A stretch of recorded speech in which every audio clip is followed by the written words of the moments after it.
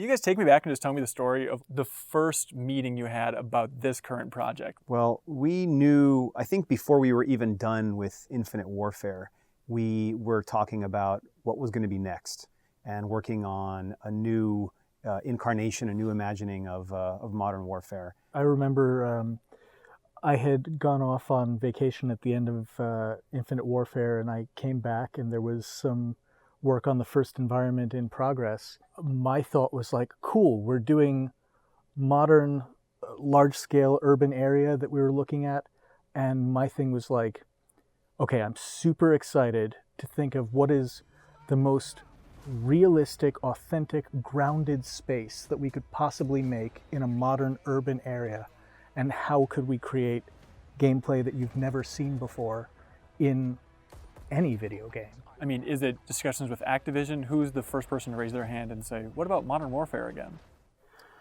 I mean, Pat Kelly. Yeah, it was our studio head, Pat Kelly, who said, I think I know what our next project's going to be, and it's going to be Modern Warfare. I really had grown fond of the Infinite Warfare universe and those characters. But, you know, they're still out there somewhere. We'll catch up to their time and space later. To kind of put those guys aside and reimagine someone like Price was a true honor for me. So in your heart of hearts, you're hoping to make Infinite Warfare 2 at some point in the future? How about we make Infinite Warfare 2 when we are in the year, whatever the year was, when Infinite Warfare 1 we'll have to wait till we get to the point that Infinite Warfare is Because I like modern games. War. Yeah, exactly. Yeah. Infinite Warfare will be Modern Warfare. Yeah, because then we can just go outside the studio and like start scanning things rather than having to design it from scratch. Totally. You must have like thoughts on where you go in that series though, right? You have a notebook somewhere in the studio with a rough outline. Honestly, the funny thing about all the games we make is that the world ends at Gold. Like, all you can do is think about, like, how are we going to ship this one? How are we going to make it? Oh my God, oh my God, oh my God, we did it! Okay. Yeah. What are we doing now? Although we do have the ideas of the missions and gameplay scenarios and narrative ideas that we didn't use. We have those somewhere, but yes, those are like tucked away. Yeah. But we do have things for Modern Warfare. Did any themes or ideas get incorporated into Modern Warfare from what was left over from Infinite Warfare? Yeah, I don't think the stories of these two games are that disparate. They're about warfare, first of all. They're about the burdens of being an operator in warfare and what that means. Infinite Warfare was about being a captain. It was about being thrust into a leadership position and kind of figuring it out on the fly. But Modern Warfare also has the kind of the burden of being the protector. You know, if you're the person that is the war fighter, whether it be a tier 1 operator or a freedom fighter, the burden that you carry with you when you take on that role, that's like gristy. That's a thing that's really interesting for us. At the origin of this project then, were there discussions about it might be Modern Warfare 4 or it might be a reboot? Do you remember the discussions early on about what this thing was? Yeah, I mean, we talked about it a bunch. I think where we basically landed pretty quickly was that if we made a sequel, we would have to be telling a story that continues on from the events of Modern Warfare 3. And by the end of Modern Warfare 3, nukes have gone off, Russians have invaded the US, the Russian president has been kidnapped and rescued by a team of disavowed SAS and US Army Rangers, and it's just like there's so much lore and the stakes of the world bear no resemblance to the world that we live in today that we just felt it wasn't relatable anymore. That it seemed like there are so many people who never experienced the original trilogy, and now we would have to catch them up on all of that lore. And so many people who live in this world today and are connected to these events, that it doesn't feel like it would really be modern war anymore. Like, think about what the title means, Modern Warfare. Modern Warfare is all about experiencing war like you see in the news, war that is related to the events today in our world. That's what makes it relatable, emotionally impactful. That's why Modern Warfare 1 hit so hard, was because you could believe that those events could be happening in our world at that time, 2007. And so we quickly said, well, that is the essence of modern warfare. The essence is feeling like it could be happening now. And so that so we necessitated had to, a reimagining of we it. had to reboot. Necessitated kind of tearing it all down, not discarding it, keeping the things that you love about the series intact, like the perspective, seeing multiple perspectives on war. That was a thing that we wanted to keep. Captain Price, another thing that we wanted to keep. We have a lot of other returning characters as well that I think people will be really stoked to see come back, but they're the new reimagined version of those characters. With that, did you think or have discussions about getting drastic with it? Like, what if Price was a woman this time? We talked about some radical casting ideas for Price. We talked about some radical casting ideas for a lot of the characters. If we made all of the characters really, really similar to the ones that you know from the original series, then we're just inviting the comparisons to the original series. We're not signposting to the player that this is a reimagining. We're not signposting them that it's not a sequel. And so the closer you make things, the more sort of confusing it becomes. Now you're saying like, well, wait, is this a prequel? Is it a sequel? Does it happen in between, two of the games? And so you have to have enough signposting to let the player know like what the author's intent is. So why not get drastic with it then? It's on a case-by-case basis. It's based on who makes sense. And it's also based on what actors were available. A lot of times, we have an idea in our head about what nationality a character might be, what race, whatever the case is. And so we do a casting call, and then we have people read to the part. And sometimes you find that somebody with a completely different nationality, gender, or race is the one who you're like, oh, actually, that person really comes across as that character.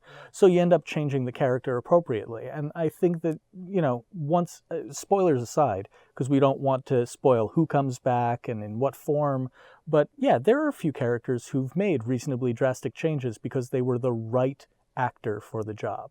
Zooming out, how has the project been for you? Is it a strange one considering just the development shifting around, having the old developers come back in, or how would you define just how this experience has been? It's been awesome for me. Yeah. Like, we've been here for 5 years now, and to see the team evolve and grow and get enhanced by new blood, old blood, it's been really, really awesome. We are like a squad, the team making the game.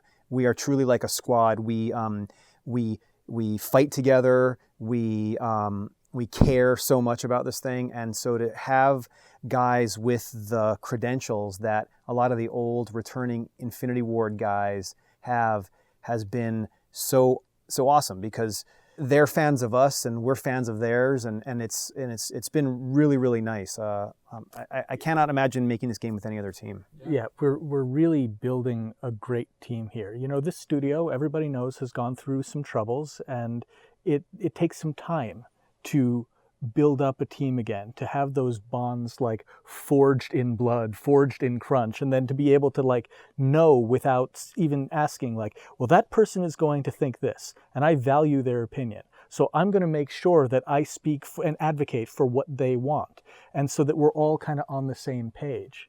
And I have to say that, this is, I can't remember what number game this is for me, like 6, 7, 8, something like that. But when I look back at all of the experiences I've had on development teams, sometimes you're making a really great game and the development is just miserable. You can't find what the game is until the last moment, but it has potential. And then if you're lucky, it comes together in the last couple months and you're like, we did it. And sometimes it just builds. Sometimes the whole way through, you're like, I think this is going to be really good.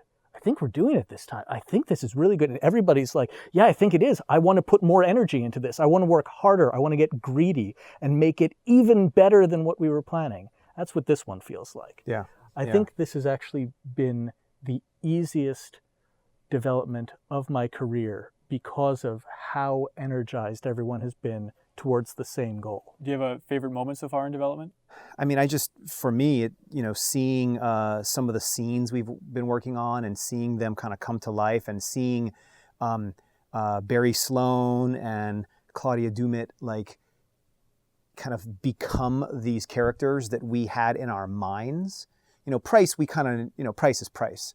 But with Farah and Alex and Kyle and Hadir, we had this notion of what these characters could be, and to see these actors kind of inhabit these roles and become these roles, and then the roles, kind of evolve along now that we hear their voices saying these lines.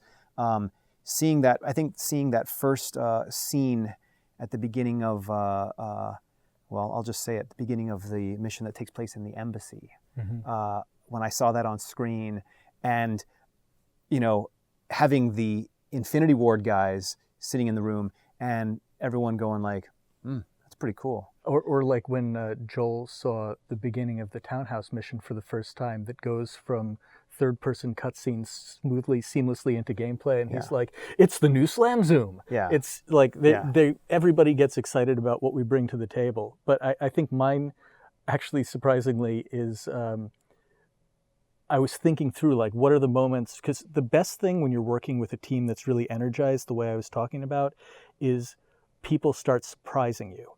And people just like work straight through over a weekend, and then you come back in and they show you the stuff and you're like, you did what? You made how?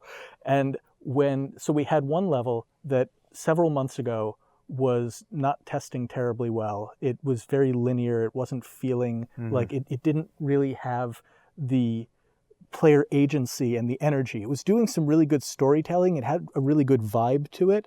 But it just didn't have the gameplay core. And this one designer was like, this isn't working. Fine, I'm just going to do it. And he went and ripped everything apart and made it basically open world. This one mission that was designed as being super, super linear, now suddenly you could attack it from many different overlapping different paths. There were all sorts of new weapons you could find and modify on site in the game, like hacking together improvised weapons so that you could take out that guy and then running over there and doing another one. Like, he drastically changed it. And he's a young guy who gave up on college to come work here. Yeah. And we were like, oh my God, when you get a guy like that who has that passion and is like, this is just what I want to do with my life. This is everything. Having people like that who throw themselves into it and surprise you by making the game so much better. I mean, moments like that are absolutely priceless. Has anything about the reaction towards the game when it was revealed surprised you guys? Or what's been the thing that's really stood with you guys? Is there any misconceptions out there that you feel like you want to clear up? Yeah, and I mean, in terms of misconceptions, I think it just comes from, you can't show the whole game in a demo, right?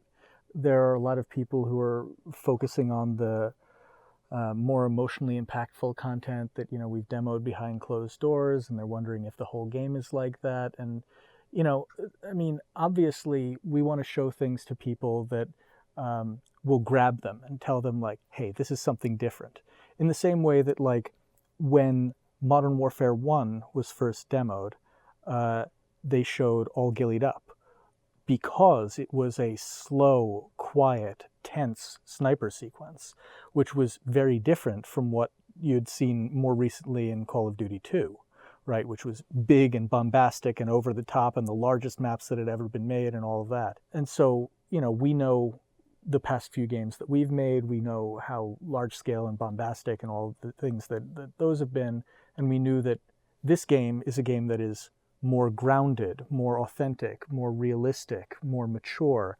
And so we've shown some demos that a bunch of people out there have talked about that are really showing off these bits of the game that are more intimate, more focused on close quarters combat. And, we get a lot of people who ask us, well, is the whole game nothing but close quarters combat and emotionally impactful, emotionally challenging moments? And it's not.